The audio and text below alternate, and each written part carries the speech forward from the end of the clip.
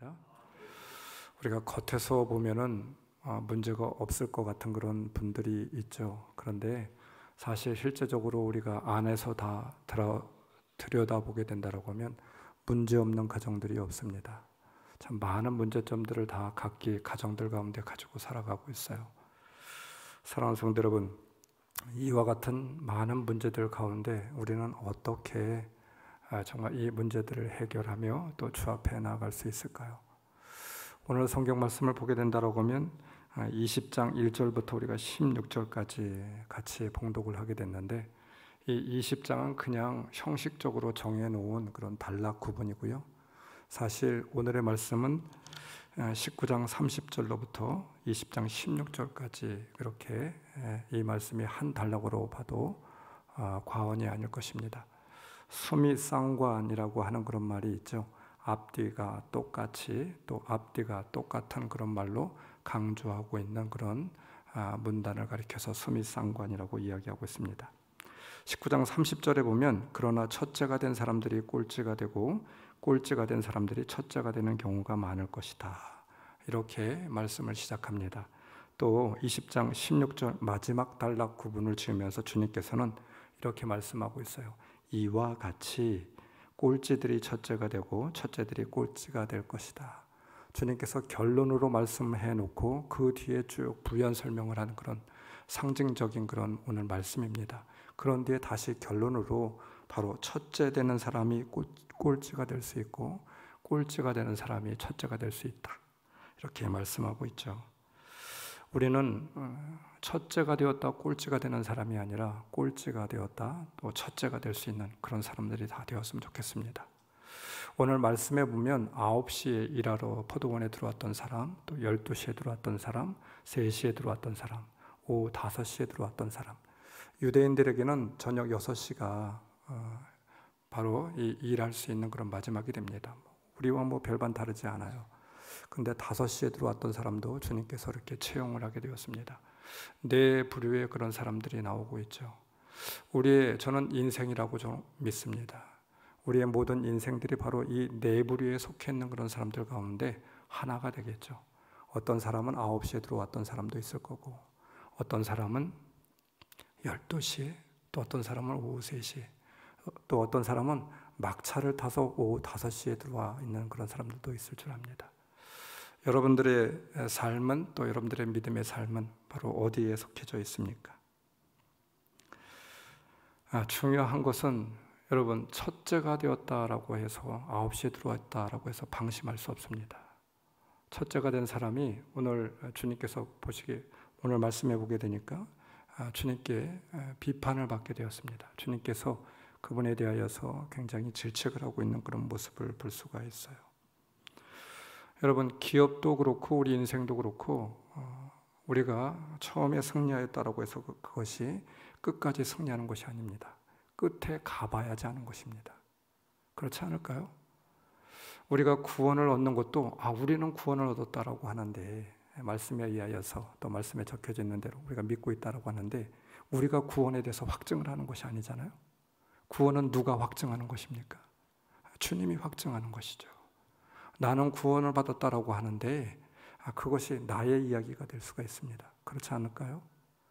여러분, 마찬가지로 우리가 인생을 살아가는 데 있어서도 그 승리가 영원하지 않다라고 하는 것입니다. 우리가 기업들을 보게 된다 할지라도 처음에는 정말 승승장구하는 것 같아요. 처음에는 아주 잘 나가는 기업인 것 같습니다. 그런데 마지막도 그럴까요? 아니에요. 방심하면 안 됩니다. 우리가 이제까지 수없이 많은 기업들을 보아오게 되었습니다. 정말 너무나도 잘 나가고 있는 그런 기업들, 너무나도 훌륭한 기업들, 그런 기업들이 10년 전에도 동일하게 오늘날까지 이어오는 그런 기업들 많지 않다라고 하는 거예요. 제가 한 통계를 보게 됐었는데, 우리나라의 1970년, 80년대의 10대 재벌그룹, 그 재벌그룹이 지금도 동일하게 재벌그룹으로 속해 있는 그런 기업들은 불과 한두 기업밖에 되지 않습니다. 그 당시에 재벌그룹이었는데 지금은 온데간데 이름도 없이 다 사라져버리게 되었어요. 여러분, 우리 인생도 마찬가지입니다. 또 우리가 살아가고 있는 그런 사회도 마찬가지예요. 제가 공주에서 목회를 하게 됐었는데, 공주에는 구도시가 있습니다. 그 다음에 신도시가 있습니다. 근데 구도시는 다, 모든 곳들이 다 굉장히 쇠퇴해져 가고 있어요. 옛날에는 얼마나 그곳이 중심지였는지 모릅니다. 아주 모든 것들이 다 흥황하였던 그런 도시였는데, 지금은 다 신도시로 이관이 돼 버렸어요. 사람들도, 아파트들도, 뭐 상권도, 교육도 다 신도시로 다 이관이 되어 있습니다. 우리 청주도 마찬가지잖아요. 그뿐입니까? 교회도 마찬가지라고 믿습니다. 예전에 그렇게 정말 왕성하였던 그런 교회들, 훌륭하였던 교회, 부흥하였던 교회, 그 교회들이 30년 뒤에도 50년 뒤에도 동일하게 그와 같은 바로 부흥의 역사를 이어갈 수 있을까? 그렇지 않을 수도 있다고 하는 것입니다. 그러하기에 우리는 늘 깨어 있어야 되겠죠. 19장 30절, 그러나 첫째가 된 사람들이 꼴찌가 되고 꼴찌가 된 사람들이 첫째가 되는 경우가 많을 것이다. 20장 16절, 이와 같이 꼴찌들이 첫째가 되고 첫째들이 꼴찌가 될 것이다. 비유의 시작과 끝을 주님께서 이렇게 말씀하고 있어요. 주님께서 그냥 하는 말이 아닙니다. 우리는 이 비유를 잘 새겨들어야만 됩니다. 어느 누구도 이 비유에서 벗어날 수가 없습니다. 첫째로 오늘 말씀의 비유를 우리는 정확히 보아야 되는데, 예수님에게는 1등이나 꼴등이나 누구를 더 선호한다라고 하는 말씀이 아닙니다. 특별히 관심이 어느 쪽에 더 가 있다라고 하는 말이 아니겠죠. 여러분 말씀을 보십시오. 19장 30절, 그러나 첫째가 된 사람들이 꼴찌가 되고 꼴찌가 된 사람들이 첫째가 되는 경우가 많을 것이다. 꼴찌들이, 첫째들이 뒤바뀔 수 있음을 경고하고 있는 것입니다. 어느 특정한 지위에 있는 사람이나 집단을 선호하고 있는 것이 아닙니다. 그런 말씀이 나와 있지 않아요. 주님은 어느 누구나 선택의 조건이 될 수 있음을 말씀하고 있습니다. 저는 여기에 은혜가 있다고 믿습니다. 잘나고 환경이 좋고 기회를 먼저 얻은 사람들만 선택하였다라고 하면 뒤에 있는 사람들은 선택받을 수 있는 확률이 적습니다. 그러나 주님은 환경과 능력과 상관없이 선택하여 주셨어요. 여기에 은혜가 있습니다. 여러분, 거북이도 결승선을 통과할 수 있고 1등이 될 수 있음을 주님은 말씀하고 있는 것이죠. 문제는 먼저 선택된 이들은 불평을 하게 되었습니다. 5시의 종과 똑같이 대우하였다라고 하는 것 때문이었습니다. 말씀 13절, 이보시오, 나는 당신을 부당하게 대한 것이 아니요 당신은 나와 한 데나리온으로 합의하지 않았소. 여러분, 사실 이 말씀을 보게 된다라고 하면 고용되어져서 일할 수 있는 것 너무나도 감사한 일입니다. 주인이 선택하여 주셔서 9시에 일한 사람도 그 포도원에 들어가서 일할 수 있고 상을 받을 수 있었습니다. 감사한 일이죠. 선택을 받지 않았다라고 하면 5시에 온 사람들과, 아니 5시에 선택된 사람이 아니라 아예 선택되지 않은 사람이 될 수도 있었습니다. 일한 삭을 받는 것도 감사한 일이죠. 주인이 다른 이들을 돌봐주는 좋은 주인을 만난 것도, 여러분 이것 또한 감사한 일 아니겠습니까? 혹 5시에 들어온 사람이 자신이라면 여러분 어떠하겠습니까? 내가 5시에 선택받았어요. 그러면 9시에 그렇게 불평했던 사람이 불평할 일이 없겠습니까? 내가 아니었기 때문에 불평하는 거 아니겠습니까? 혹시 여러분 5시에 선택받은 사람의 부모의 입장이었다라고 하면 어떠할까요? 너무나도 감사하겠죠. 5시에라도 선택받았으니 내 아들이, 내 딸이, 여러분 이거 얼마나 감사한 일입니까? 사실 유대인들은 자신들이 첫째인 줄 알았습니다. 1등인 줄 알고 있었어요. 종교 지도자들 또한 1등인 줄 알고 있었습니다. 그런데 그들이 1등인 것 때문에 오히려 구원의 백성에서 제외되게 되었던 것이었죠. 선민이면서 하나님 나라에 들어갈 수 없었습니다. 1등인 그 지위 때문에 하나님 나라를 볼 수가 없었어요. 이것을 너희는 조심하라, 이 말씀입니다. 여러분, 우리 또한 조심해야만 됩니다. 9시에 선택된 종들은 불평하였습니다. 불평했던 원인이 무엇입니까? 이것이 주는 의미가 저는 참 깊다라고 믿습니다. 이 사람들은 바로 빚진 자라고 하는 생각보다도 채권자의 생각이 있었습니다. 오히려 주인에게 다른 이보다 더 일했으니까, 내가 더 충성하였으니까, 내가 앞에 있었으니까 내가 받아야 될 삭을 받아야 된다, 이렇게 생각하고 있었어요. 그러다 보니까 은혜에 대한 감사가 없고 오히려 그 감사가, 그 은혜가 불평이 되게 되었습니다. 선택하여 주었다라고 하는 것, 내가 갖고 있는 것, 그것에 대해서 감사가 없었어요. 은혜를 잃어버리게 되었습니다. 반면에 5시에 온 사람들은 어떠하였습니까? 이것은 보나마나한 일입니다. 채무자의 마음이 있었습니다. 5시에 고용된 것에 대한 감격, 은혜를 받을 수 없는 조건임에도 선택된 것에 대한 감사가 있었죠. 빚진 자의 마음이 있었습니다. 은혜에 대한 감사가 있어야만 됩니다. 여기에 기쁨이 있고 행복이 있게 되는 것이죠. 우리의 마음이 이와 같아야만 됩니다. 이와 같은 마음으로 살 때 우리 인생이 아름답습니다. 가정에서도 우리 신앙에서도 우리는 늘 채무자의 마음으로 살아야만 됩니다. 내가 해준 것이 얼마인데 나 때문에 당신이 사는 것이야 라고 하는 마음이 있게 된다라고 하면 참으로 참 안타깝겠죠. 이러한 사람과 사는 사람은 참 불행한 사람이 될 것입니다. 우리의 가정도 마찬가지입니다. 여러분들의 신앙은 어떠합니까? 채권자의 마음이 아니라 우리는 채무자의 마음으로 있어야만 됩니다. 우리는 세상을 살아가면서 어떠한 자세로 있을지, 어떠한 자세로 일할지 선택할 수 있습니다. 직장에서 일하면서 우리는 늘 채권자의 마음과 채무자의 마음으로 일할지 2가지 중에 선택할 수가 있습니다. 그러나 일하는 자세는 완전히 다른 자세가 될 것이에요. 제가 방송국에 있었을 때 많은 PD들을 뽑게 되었습니다. 처음에 PD를 뽑게 될 때 한결같이 하는 이야기가 있어요. 선교방송에서 일할 수 있다라고 하는 것, 그것만으로도 좋다고. 사람이 안 줘도 좋다고.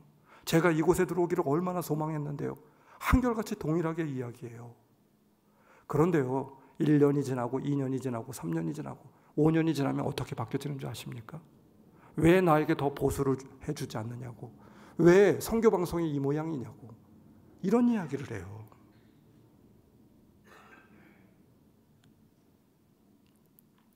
채권자의 마음으로 일하는 사람들은 늘 자신의 권리를 주장할 것입니다. 내가 누구인데, 내가 얼마나 이 회사를 위하여서 고생을 하고 있는데, 내가 하는 일이 얼마나 많은데 회사는 나에게 충분한 보상을 하고 있지 못하고 있잖아, 이렇게 생각을 하고 있죠. 여러분, 일본에서 경영의 신이라고 불리우는 마쓰시다 고노스케라고 하는 회장, 여러분들 잘 알고 있죠. 1918년에 마쓰시다 일렉트로닉 회사를 설립하여서 지금의 파나소닉이라고 하는 그런 그룹을 이루게 되었습니다. 그런데 이 회장님이 인재들을 채용할 때 좀 특별한 것이 하나 있었습니다. 마지막 그 서류 심사를 다 통과하고 나서 마지막 면접을 하게 되는데 회장님이 직접 면접을 했다라고 해요. 그리고 질문하는 내용은 오직 단 한 가지였습니다. 당신은 이 회사에 올 정도로 탁월하게 준비된 것이 운이 좋았기 때문입니까? 아니면 자신의 노력의 결과라고 생각을 하고 있습니까? 이 한 가지 질문을 물어보게 되었다라고 해요. 여러분 같으면 어떻게 대답을 할까요?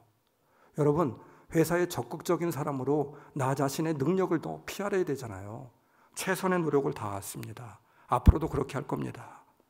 자신의 장점을 PR하려고 노력을 해야 될 것입니다. 그래야 이제 뽑혀지게 되겠죠. 많은 사람들이 이런 생각을 가지고 있었습니다.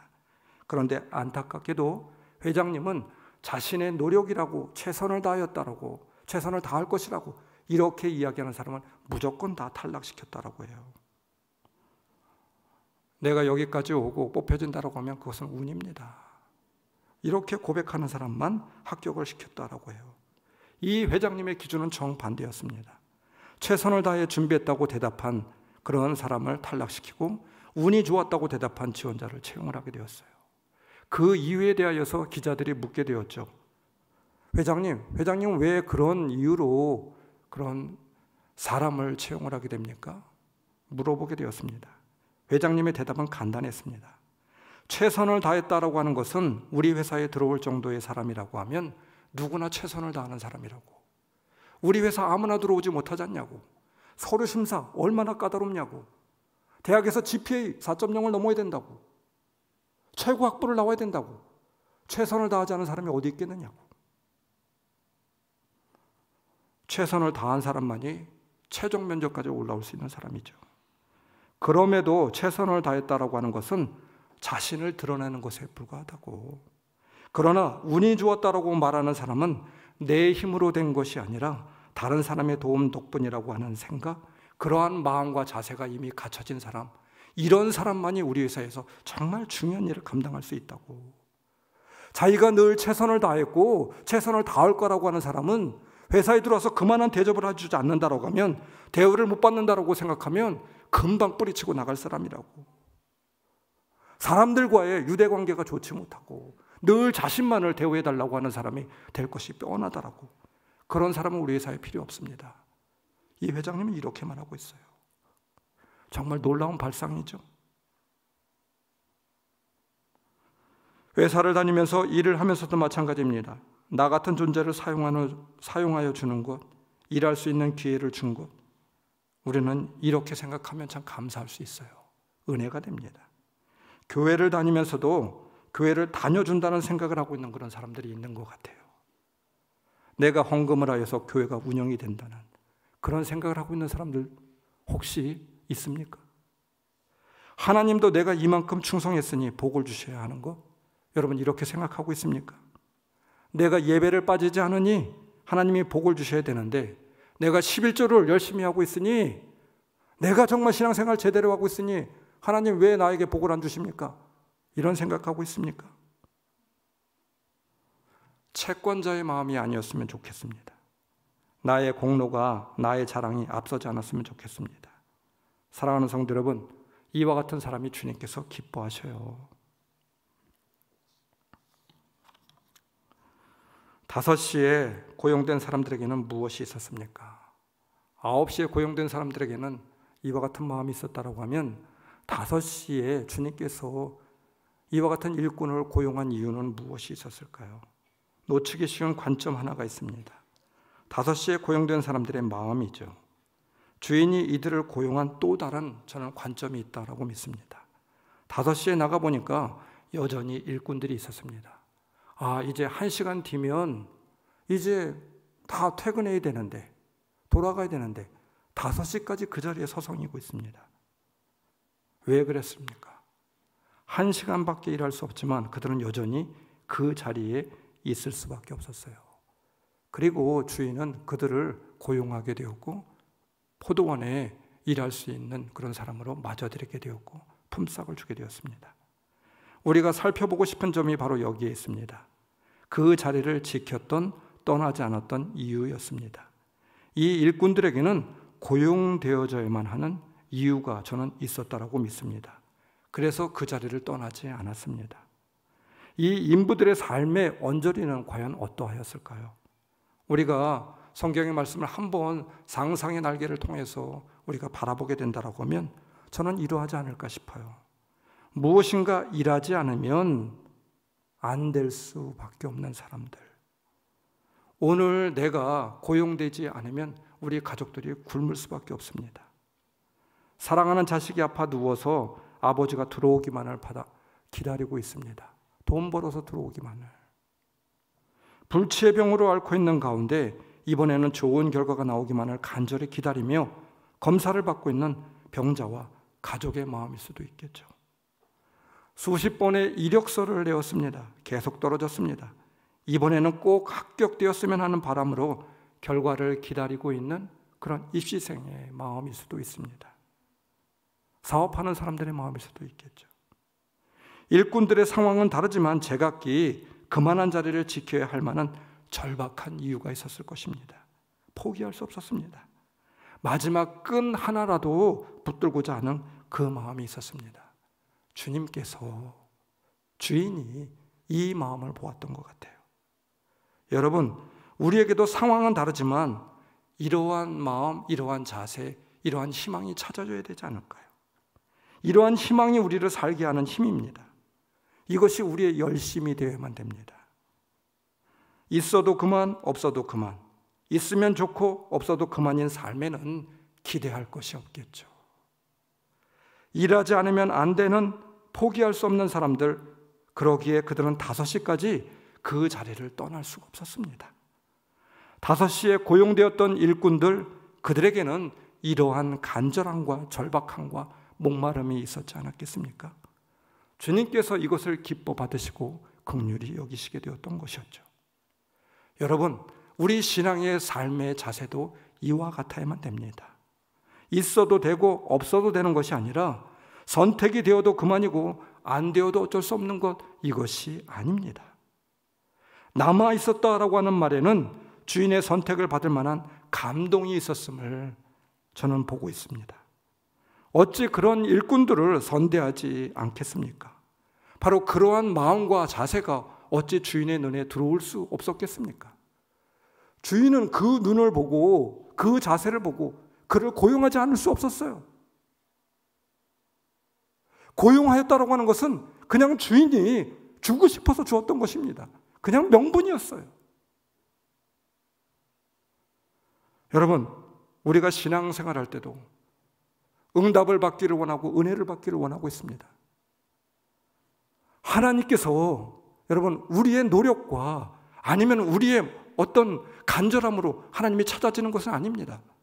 그러나 성경을 보게 되면, 구약을 보게 되면 하나님이 찾으실 만한 그와 같은 자세와 그와 같은 간절한 목마름이 있을 때 하나님께서 그와 같은 자를 긍휼히 여겨주신다, 분명히 말씀하고 있어요.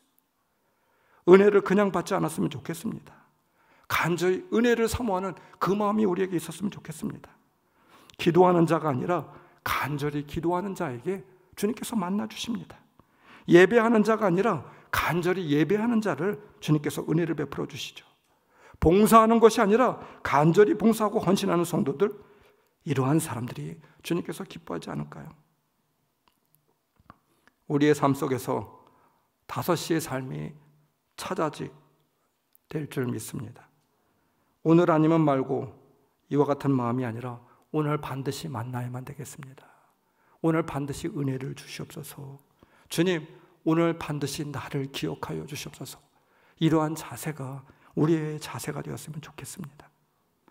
간절함은 어디로부터 나오는 것입니까? 바로 희망이었습니다. 1시간이나 더 남아있다는 희망이 간절함을 만들어냈습니다. 5시에도 아직 희망이 남아있어요. 왜 그렇습니까? 1시간이 더 남아있기 때문에. 그래서 우리는 절망할 수 없습니다. 우리가 배워야 될 것이 바로 이것이라고 저는 믿습니다. 자신이 고용이 안 된 것을 알고 얼마나 안타까웠겠습니까? 그러나 절망하지 않았습니다. 희망을 놓지 않았어요. 왜 그렇습니까? 아직 1시간이 남아있기 때문이죠. 포기할 수 없는 1시간이 있기 때문입니다. 많은 사람들이 이제는 틀렸다고 일어설 수도 있습니다. 그러나 우리 믿는 사람들은 5시에 서 있는 사람들입니다. 끝까지 희망을 놓지 않는 사람들이죠. 5시까지 지난 것을 본 것이 아니라 앞으로 남은 1시간을 보는 사람들, 이러한 사람들이 여러분들이 되었으면 좋겠습니다. 없는 것을, 이제까지 한 것을 본 것이 아니라 아직 있는 것을 더 볼 줄 아는 그런 성도들이 다 될 수 있기를 주님의 이름으로 축원합니다. 기도하겠습니다.